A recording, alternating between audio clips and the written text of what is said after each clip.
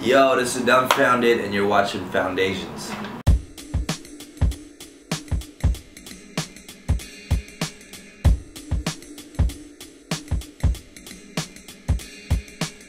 Your most recent EP is called Love Every Day. Yeah. And you have several songs in it about love. I'm just wondering what made you have an album dedicated mostly to love, and was it just for the purpose of Valentine's Day?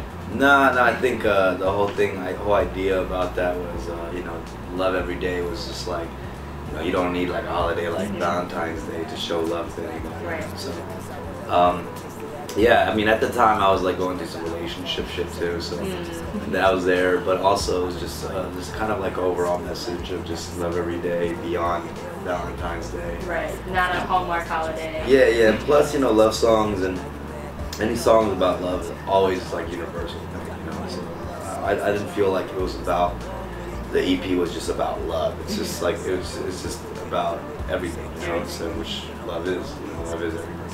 What was the purpose of having, you know, your Hotbox series on YouTube, and what inspired you to start it? The Hotbox thing, people, you know, when people see that, they think it's all just about weed and just smoking weed. Well, hotboxing, yeah. I mean, but to me, it's more about like the comfortable environment of the interview. You know, like when I'm with some friends, musician friends, like on the stuff they work on, we always I have a card test with the music. You know, after we in the studio and we mix it down, there's always a car test. We go into the car and we listen to it in the car to see if it bumps. So that whole, you know, it was more than just the whole theme of like smoking weed and getting high. It was more of the environment of like two people, you know, in a car asking questions to each other. But it's not.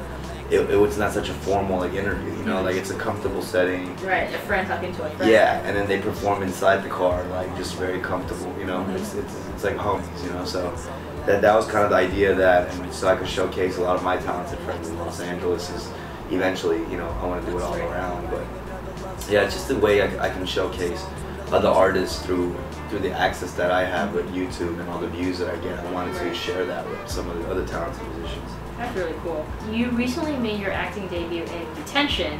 So how was that experience, considering you were, you know, working off the script, because it's such a contrast to your freestyle? Right.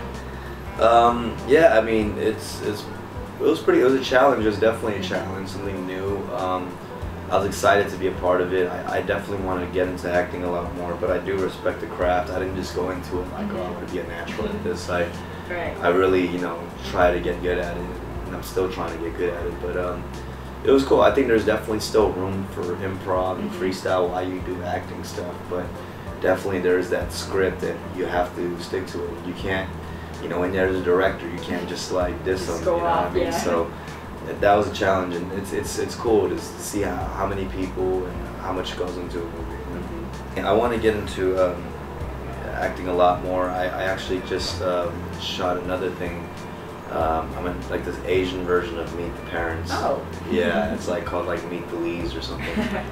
The title I think they're working on, but it's already in production right now. I already shot my scenes. I have a pretty small part. What do you consider to be your proudest accomplishment? Definitely, you know, kind of breaking in somehow into the like Asia market with like the K-pop world. I think that's interesting because I never really saw that happening for me. You know, even with this whole thing, like with the type of fans who are lined up and stuff. I never thought, you know, I'd get fans like that because, you know, I come from like a battle freestyle world where fans are more rugged and stuff, you know, so like kind of getting into this scene of like K-pop, like I never thought that, you know, and like I'm in an interesting position right now because I'm one of these, like, I'm one of the few like Korean rapper dudes who can kind of play both sides, you know what I mean? Like I can say whatever the fuck I want on Twitter, like I can, you know, say some crazy shit and get away with it, you know, and like still be part of this. So I feel blessed that I've never had to compromise who I am and what I have to do to be in this world, you know? That's good. You know, what can fans look forward to in the future from you?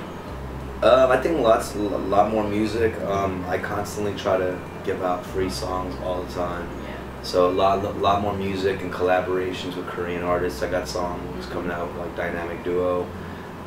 Yeah, and just, you know, more songs with Jay. I got tons of songs in that world, but as well as just the hip hop world. I got a lot of collaborations lined up with some underground cats and stuff like that. That's cool. So yeah. Looking for the phone, just Making my way through empty bottles of Corona. Follow the aroma, leads to the dojo. Roll up, smoke up, and do it all over. I just want to say thank you for supporting me and you know, enduring some of the crazy moments I've had, emo moments on Twitter to you know, some crazy shit. So expect a lot more crazy shit.